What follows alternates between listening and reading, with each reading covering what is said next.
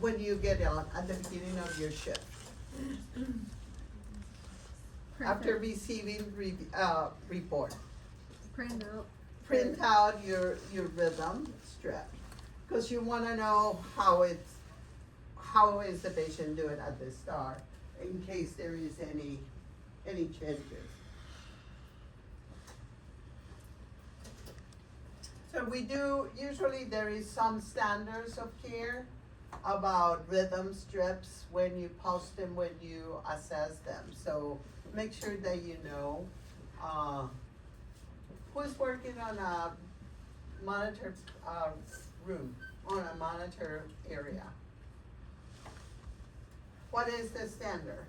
I think it's strips Q4, and but they get them all at once at the end of the shift, unless there's an emergency. So you save them and print them out at the end of the shift? The tech does. Oh, there is a tech. Oh, that's one thing that we haven't talked about, because not everybody has, telemetry techs. What can the telemetry tech do? And what will be your function? They can see when something's wrong with the strip and then call you, and then us, a nurse, you would go into the patient's room to check to see like if their patient's okay, assess the patient. So they may alert you that something is changed.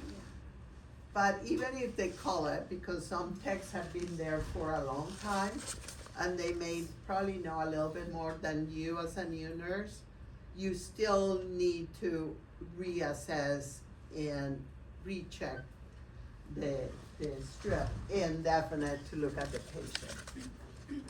But like I said, not every institution has a tech, so. Do you have to print, Marcelo, do you have to print them out? The tech does it. All that print? They write the measurement on there too. So they copy them out of the monitor? Yeah, they'll measure on the monitor, and sometimes it prints, but it's not very clear, so they write it by hand. But then you verify everything. So the new monitors may tell you definite the rate, they may tell you what the PR interval is, the QT. So all that helps because it can save you time, but you still need to verify that.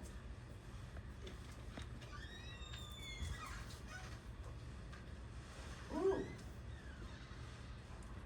What would you do if you have somebody whose QT is been increasing? What's the significance of QT increasing? What puts that patient at risk for?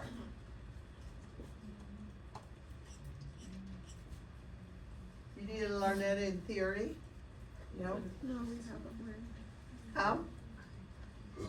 So QT, remember, is associated with arrhythmia, ventricular tachycardia, called Torsades de Pointes.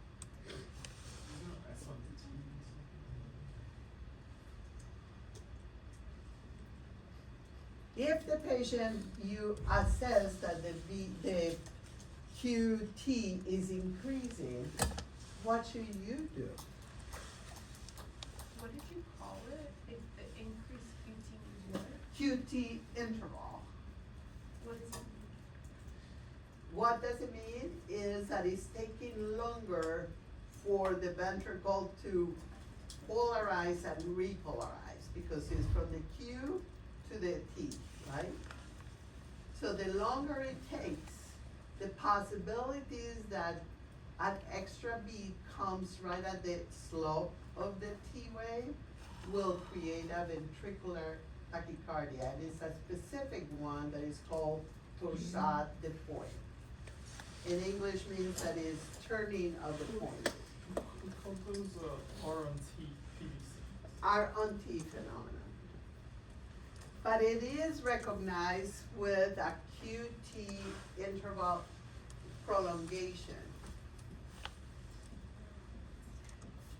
You check what medication first. Yes, there is a lot of medications that are associated with increased QT. 20 brownie points. And an applause, please. Yes, these are, the brain cells are working. Yes. Very, very important to check what medications the patient is. If you don't know them by heart, the University of New Mexico, bad.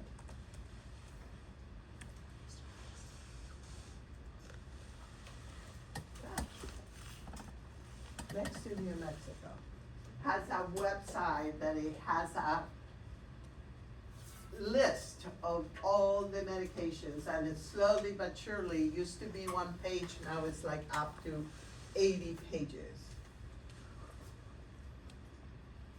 I used to keep that website with me. But definite to check what medications are. What group of medications are associated with, oh, I changed the deck.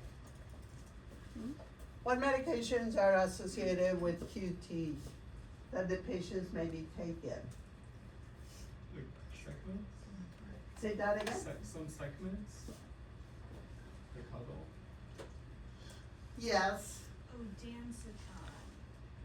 I saw has it on their list, on Danceton. Oh, yes, they actually have it as a black box. So how many times do you use it? Or let's start with, what is it used for? Zofran? So, Zofran, so it does have the black box that it does increase the QT interval. In general, almost every single antiarrhythmic does have that effect. Antibiotics.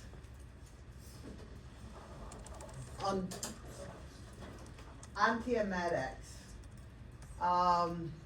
Like I said, it just have, the list keeps going and growing and growing of how many medications they are associated with increased QT interval. So pretty much question that if you see it growing. We went through all that.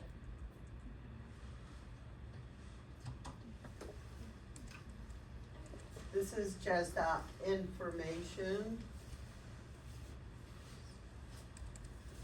So remember that the electrical response comes milliseconds ahead of the actual mechanical, the contraction.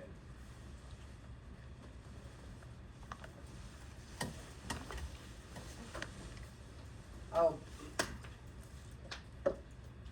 So automaticity, from the top of your head, which sites in the heart have automaticity? SA node, and what's the rate that we associate for SA node? 60 to 100. Below that one will be the AV node, and what will that rate is associated with the AV node? 40 to 60. And we're still looking okay, right? Because the QR is still narrow. But what happens down on the Purkinje fibers, down in the ventricle? What's the rate? Say that again? 20 to 40. Are we happy when we are working out of the Purkinje fibers? And usually a Y complex QRS will be associated with that because it's coming from the bottom up.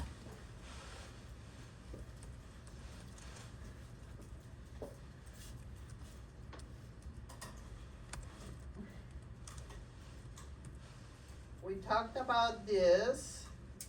Any questions about position of the V leads? Where does the V6 go? Mid-axillary and what intercostal space? Fifth. Just remember the rib comes up, so it looks like it's a little bit higher, but it's just following the curve of the rib. I showed you this one before.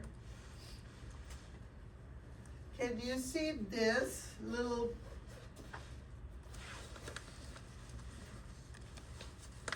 I think if you're working on an old institution, chances that you may see what is called the 60 cycle interference is greater.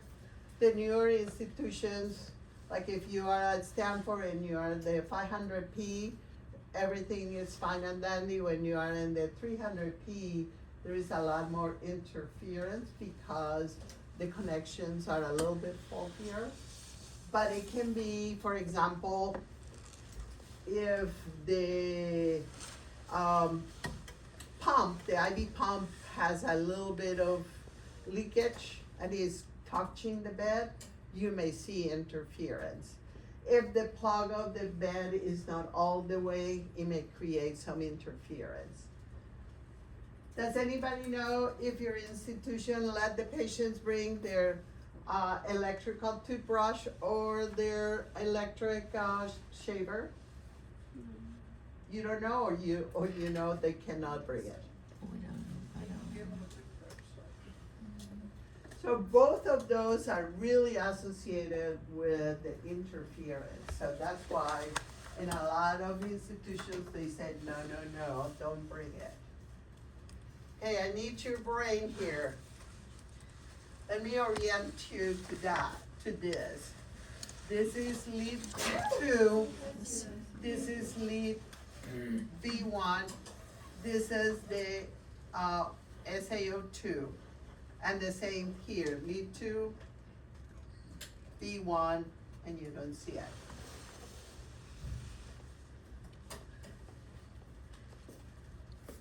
The monitor is reading it as a ventricular fibrillation. The question is, you are the nurse. Do you agree with the machine or not? Marcelo says no. No. Okay, so now the follow-up question. Why is no? Yes?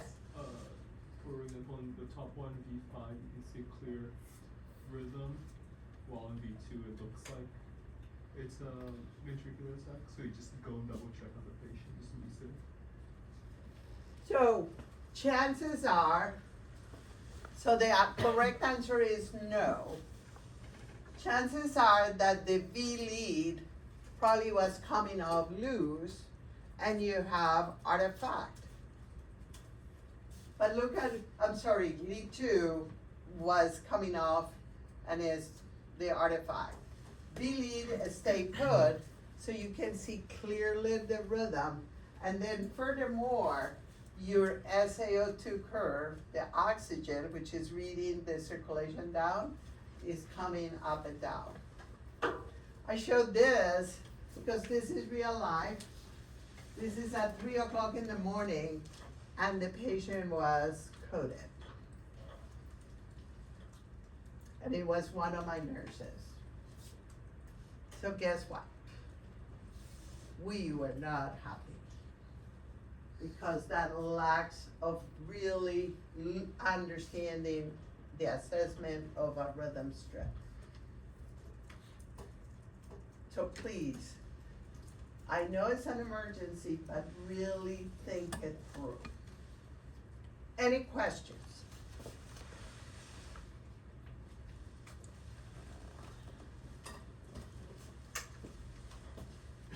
Okay.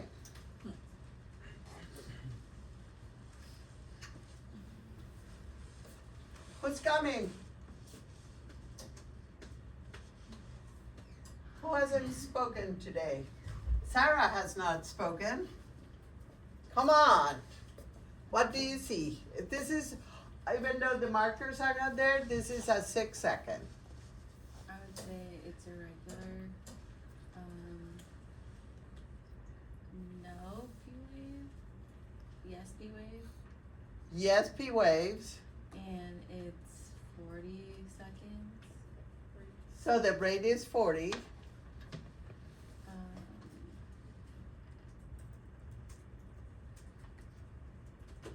And the QRS is narrow. QRS is narrow, so it's coming from the normal repolarization, depolarization conduits. What else do you see? That it's, I want to say like bradycardia. So 1, 2, 3, 4. So if the rate is 40, so it definitely is a bradycardia. So then you look at complex number 3, and you realize that it's breaking the rhythm. Mm-hmm. So then it's an early beat. Premature. So the question is it coming from the atrium or is it coming from the ventricle? From the Does it have a P wave? So it does have a P wave, but what does it look like? Does it look like the other P waves? No. No. So that means that it's not SA node initiation, but something else. Still in the atrium. So what does it call? Premature atrial contraction. Contraction. So the rate is 40. We didn't measure the PR interval. I don't think in the test I'm asking you that. But what's the PR interval there? Can you count it? So from here to about here. 0.024. Point. So they're about 4.5, 5, so it's about 0.2. Is that on, that will be the last question if it's a sinus rhythm, because remember sinus rhythm needs to be PR interval between 0.12 to 0.2. And this one is normal. Okay?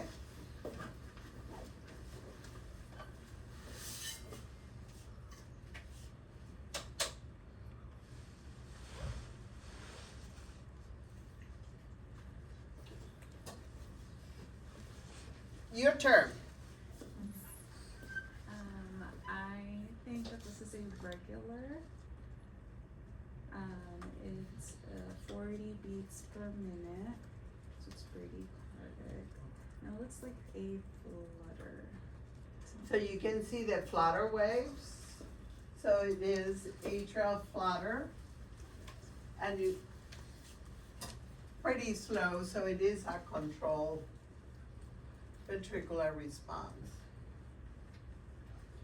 Going back to that one, Yes. is it a 3 to 1 or a 4 to 1? So 1, 2, 3, 4. 1, 2, 3, 4. 1, 2, 3, 4. So 4 to 1 seems to be throughout. Okay.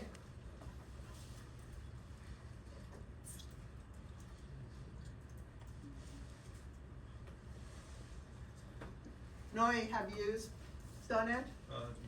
But I could Okay, try it's that your one. turn. So that one was regular, the rate is 60 PR. The PR interval is what?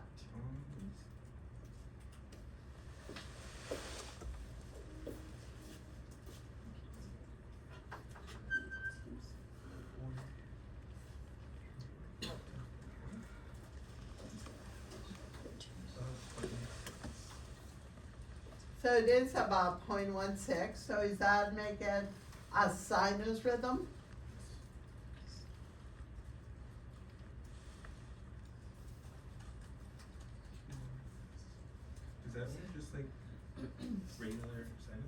So it is a normal sinus rhythm, yeah.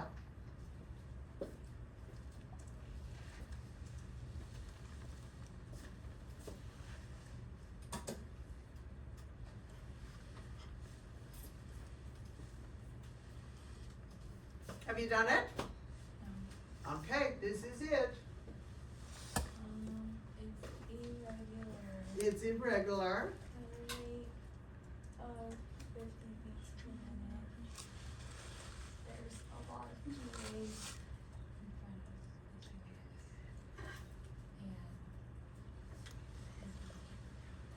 because it's irregular, it's atrial fibrillation. I'm skipping some.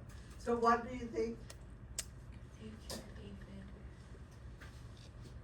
So this one will be an atrial fib. I know that the fibrillatory wave is a little bigger than usual, but it's not as sawtooth. Some people may decide to call it fib flutter, so fibrillation flutter. It doesn't change. Still atrial fibrillation. And did we say what the rate is? 50. So the rate of 50, so are we happy with that? Well, it depends. I'm happy. If the patient is blood pressure and is perfusing normally and patient is menting normally.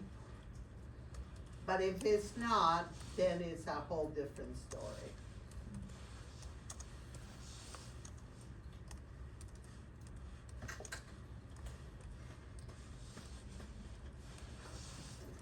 I think it's your turn now. So, it is, I have to measure it, I don't know. If it's regular. I think it's irregular.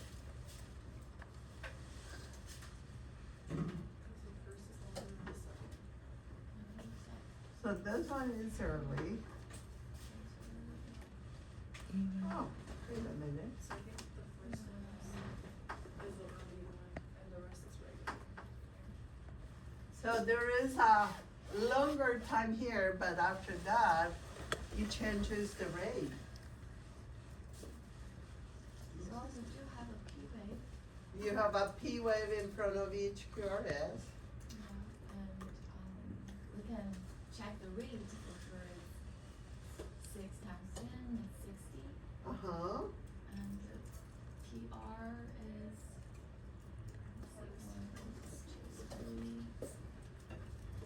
So from the beginning of the P to right before that, so Baba, 1, 2, 3, 4, maybe 4.5. 0.12. 0.12, 0.14 if we counted the half of the other side. So what would we call it? I think it's a sinus, like rhythm, but I'm having a hard time to decide whether it's early or late. So, this is a little tricky because patients who are a little bit dehydrated can show that when they take a deep breath and a deep, so you're gonna see it almost rhythmic if you pay attention. When they take a breath in, it slows down. When they breathe out, fasten up. So that's what is called sinus arrhythmia. You see it in the elderly, you see it in young kids a lot. But definitely somebody who is clinically dehydrated will show that. It's a little tricky, but it's a normal sinus rhythm. Do we need to do this one too again? I think you know galore like this. Any questions about this one?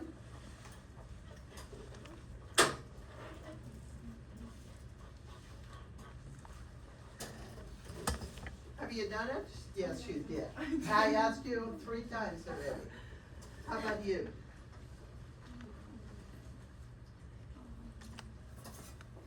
So first question is it regular?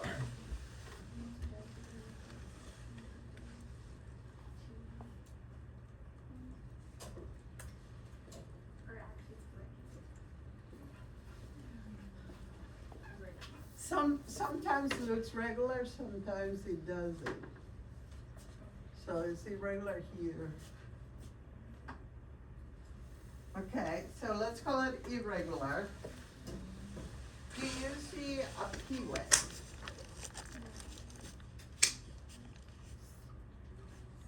No P wave. How about the QRS? Does it look narrow to you? It is abnormal. So if we look a little bit deeper and we don't see a P wave in front of each one, and there is some irregularity, we still will call it atrial fibrillation. This is a little bit, this type of rhythm won't be on the test because it can be a little bit of, require a little bit more than that, but doesn't have a P wave, and some part of the rhythm is irregular. So generally we'll call it atrial fibrillation. Okay, what do you see here? I think, Sydney, you're the one that has not gone into it.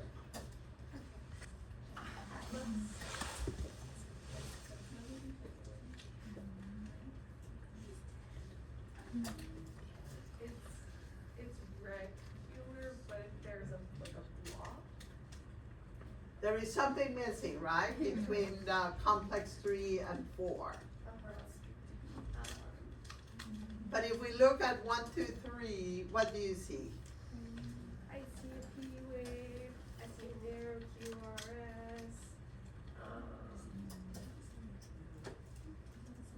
I can't tell from here, the numbers for the PR, Okay. but it looks good. It looks less than 0.2. So if you were to measure this, probably there is a missing beat somewhere around here, and that's what is called sinus arrest. So this is sinus bradycardia with sinus arrest.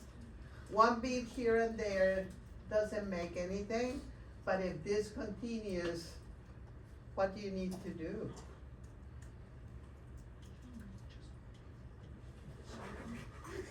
Oh my God, how do you know? She's shouting everybody. What did we talk about? What are the catheters, central catheters that you can use? Pacemaker. So these patients, if they are symptomatic, they may use what medication? Because it's she is symptomatic. Which, say it loud, say it proud, atropine. But that is short acting, so we cannot keep shooting atropine. So if the patient is symptomatic, they may even do a bedside central line that has the capability of pacemaker and do a temporary pacemaker. So no shocking, what we need now is something to make the heart go faster. So that's what we can do for this patient.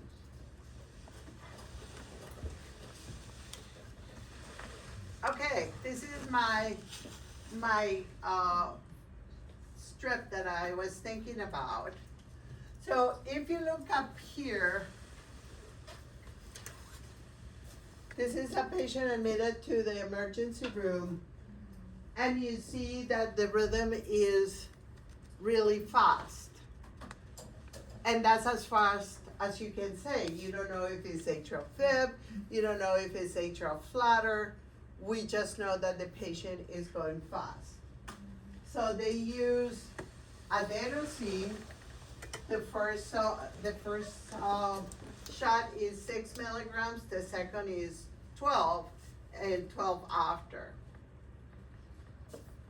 So what they're going to do, the objective of giving the adenosine is to be able to see what is the cause of this fast rhythm. And you can see that they give the adenosine, And look at what happens. It blocks the AV node transfer of the electricity. So what rhythm is this patient on? He is on atrial flutter. Because now you can really see the flutter waves.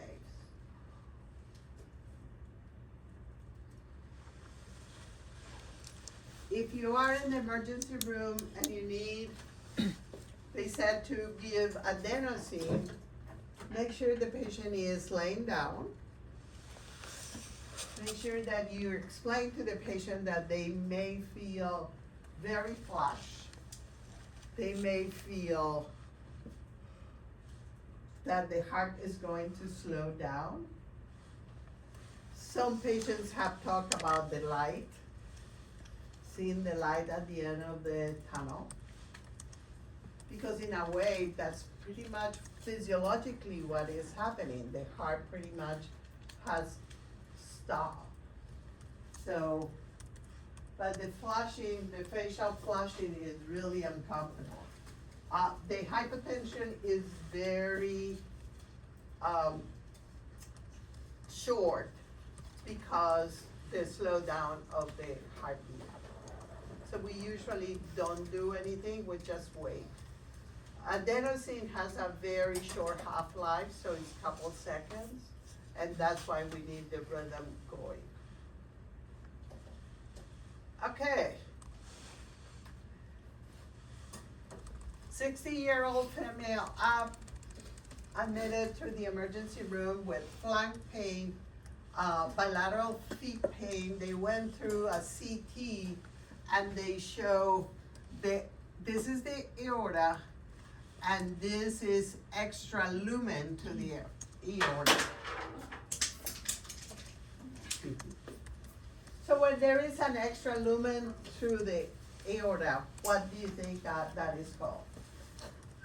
Oh, I have it right there. So it is a dissecting aneurysm. Dissecting means that slowly is increasing. The middle layer of the aorta kind of keeps ripping up and creating a second channel. The main thing to do is to control the blood pressure, because when you lower the blood pressure, there is less force to push the blood through the second channel. So what do you think, what medications do you think this patient should get?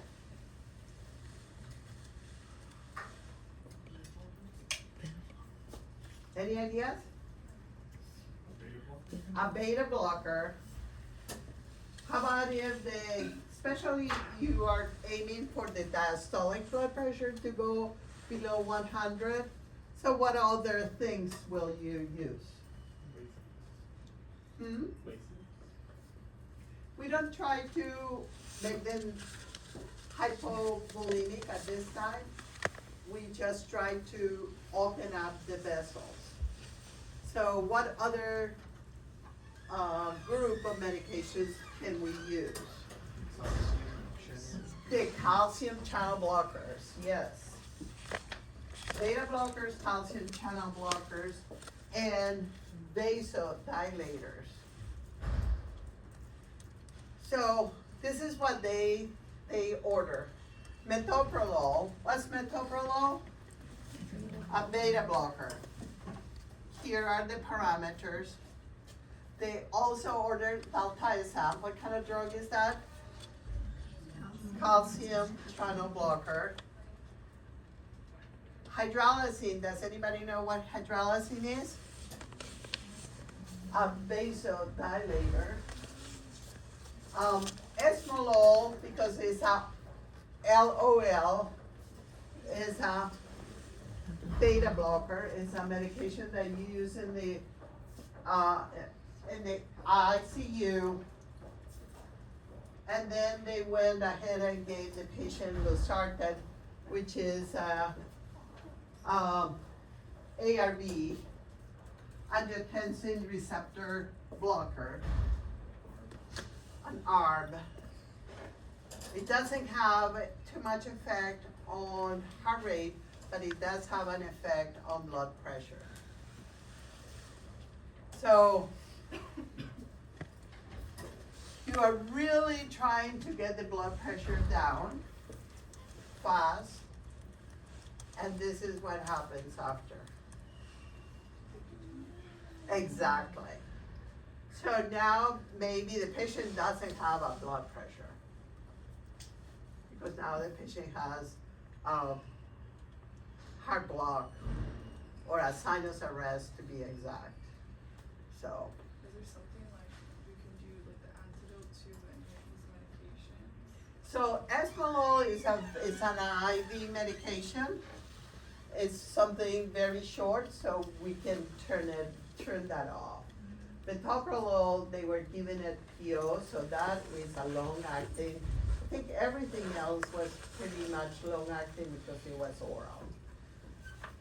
Oh, are pause and arrest the same thing? Sinus pause and arrest? I can't remember. Sinus pause, sinus arrest, I think there is a small electrophysiological definition because it's measured into milliseconds. Yes? And then sinus arrest is that different from a block? So block means that there is no electricity going from the SA node to the AV node. It may be a slower, or they may not be talking to each other. Sinus arrest means nothing happened. I went to sleep, the heart went to sleep and skipped 1, 2 beats.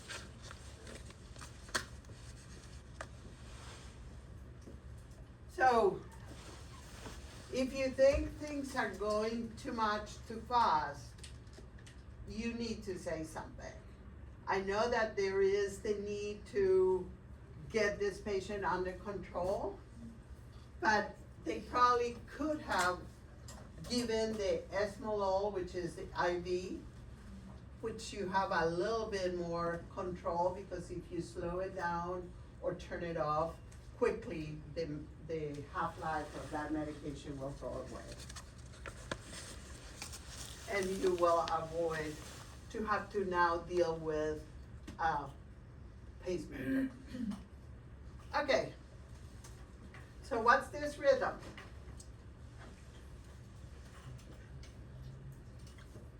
What is it? Crazy? Atrial?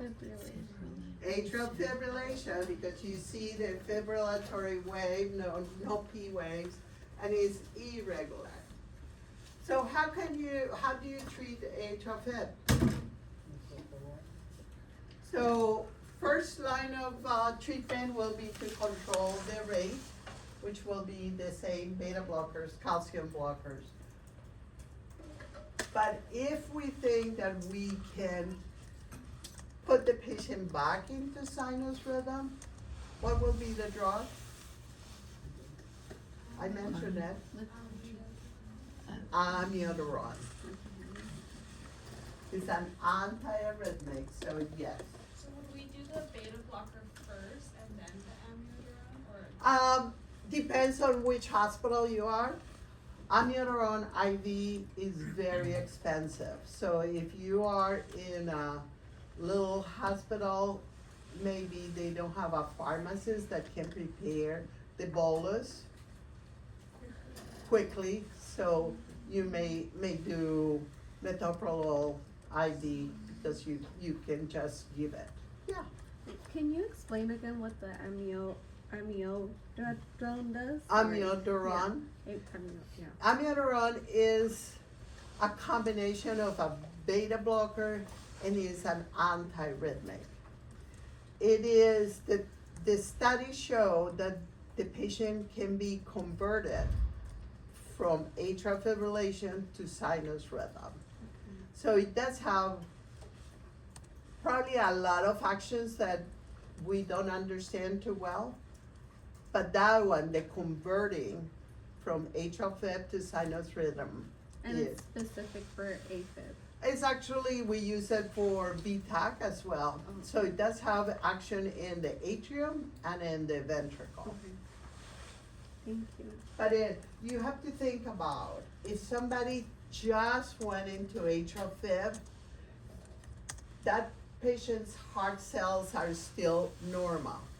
The longer the atrial fib is, slowly but surely, the cells are changing, and it becomes harder and harder to change.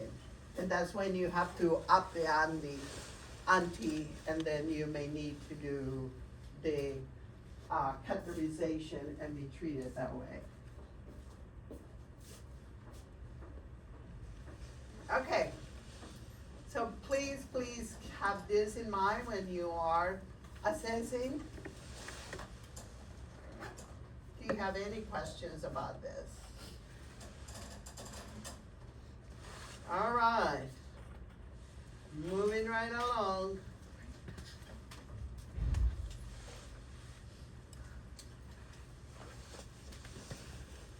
We have a couple things that I wanna do.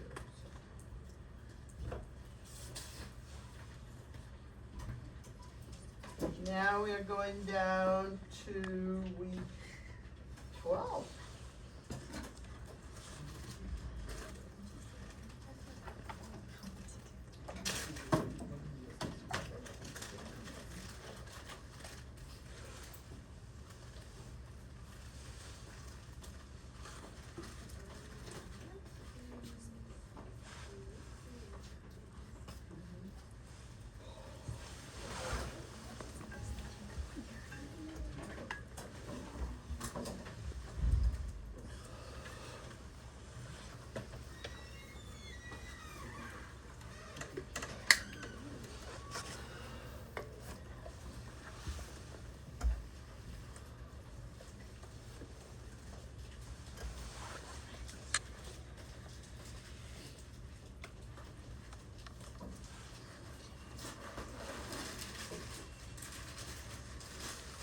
So this is the same slide deck that I show you, except that this one has the answers.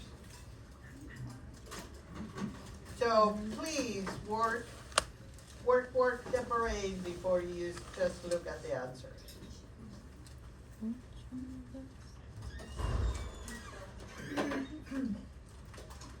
Okay.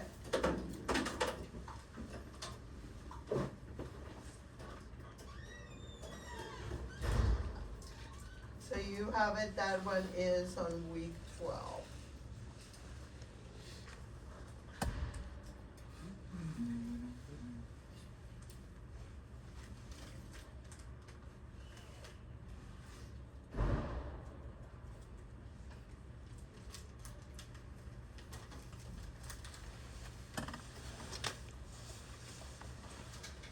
So let's look at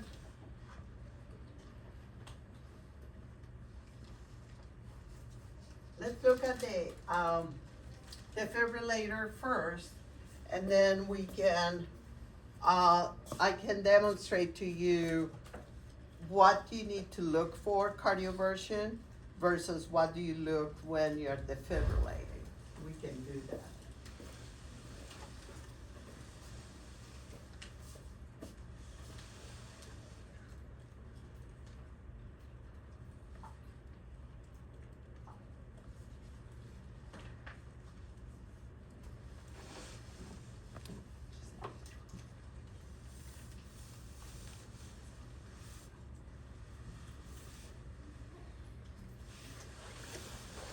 For adults and children as young as 1, Xolair is effective in reducing allergic reactions to a single or multiple food. In this video, we're going to go over the Zoll defibrillator. When you're going to use the Zoll defibrillator, the first thing that you want to check is to make sure that you see these two green lights and this green check mark on the top of the machine. If you ever see a red X, you cannot use the defibrillator until the red X is fixed. Most Ask me of the about time, that when you do a later. self-check, the red X will go away. To do the self-check, make sure your pads are attached. Turn the monitor into defib.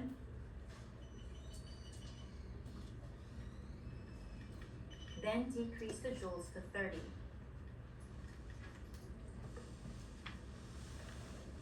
Then press charge and shock. The machine will tell you whether the test has passed. The top two lights are the battery indicator. While the machine is plugged in, the battery should be green once it's fully charged, and then this light shows you whether or not it is plugged into the wall. This machine is designed for the pads to always be in place. Once you connect the pads, they are locked into place. You can unlock them by pressing this button and pulling them apart. The pads must be sealed and not expired in order for them to work. On the top of the machine, you will find the battery. You can open and change the battery if needed by pushing here. To place paper in the machine, make sure the white side is facing up and that the folded corner is facing your right shoulder. Then pull the paper forward so that it's ready to print. Placing the pads. When you open the package, these are the pads you will see. You will place the cross approximately at the nipple line or the mid-sternum. This cross is where you will perform CPR. In the front, you only need this pad. Then you will place the other pad on the back below the left scapula. If for any reason you cannot turn the patient and put the pad on the back, these are the alternate pad placement positions. If, however, you use this position, you will need to use the 3-lead EKG connected to the monitor. And in order to do that, you will need to take out this plug and plug the EKG leads in here. To silence the heart rate on the machine so that it's less disturbing, go to Options, QRS Volume, and decrease the volume. CPR. This machine is designed to give you feedback on your CPR. So the best placement of this monitor is in front of the healthcare professionals that are performing the CPR. This purple area will monitor how effective your CPR is. Once you start CPR, you will see these options. Let's go through them. The first option you will see is depth. For adults, the ideal depth is 2 inches. Anything below or higher than that number will be highlighted in yellow, letting you know that you need to adjust your CPR. Eventually, if you continue to not go deep enough, you will get a verbal prompt. Next, you will see rate. The rate needs to be 100 beats per minute. If your CPR rate is off, a metronome will kick in to help you adjust your rate.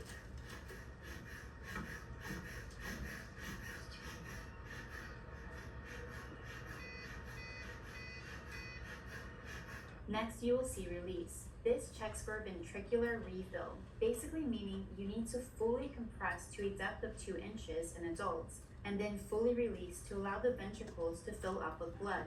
Your goal is to have the whole rectangle solid purple.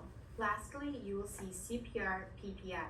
PPI stands for Performance Perfusion Indicator. This is displayed by a diamond-shaped symbol which appears on the CPR dashboard to show you how well your compressions are being performed. Your goal is to have the entire diamond be solid purple. When you stop CPR for a pulse check, it will show you how long you've been idle for. Remember, to check for a pulse, we're only supposed to stop CPR for 10 seconds.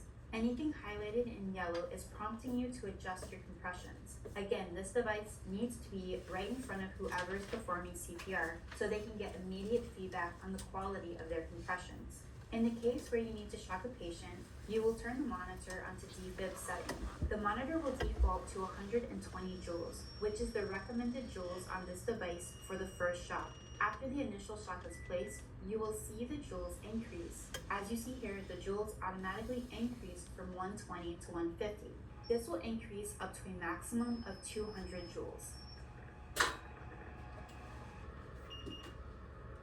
Now, let's go over the soft keys on the bottom.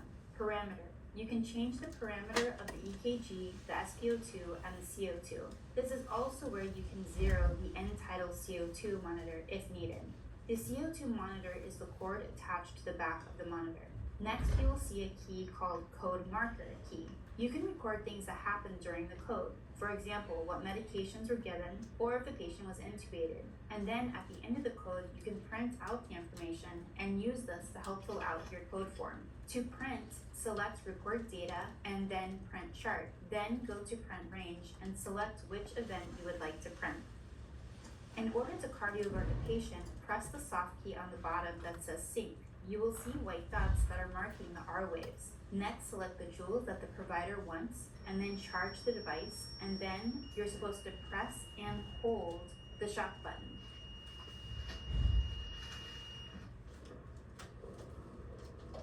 By holding the shock button, you're helping the device deliver the shock at the right time of the QRS interval. This device comes with AED mode, which can be turned on and off by pressing the Analyze button. Stand clear.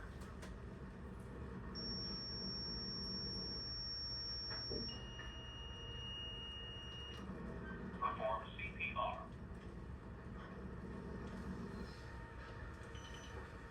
Stand clear.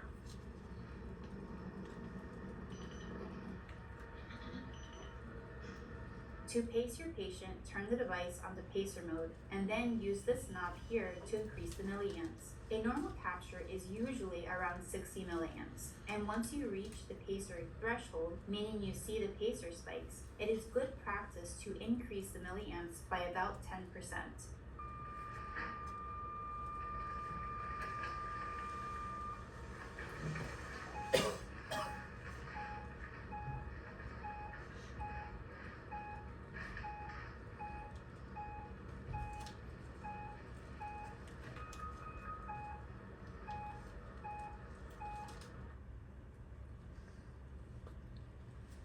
Questions? I think it This will is the be a premium little garment more duffel, 45 leaf. clearly once we have it on.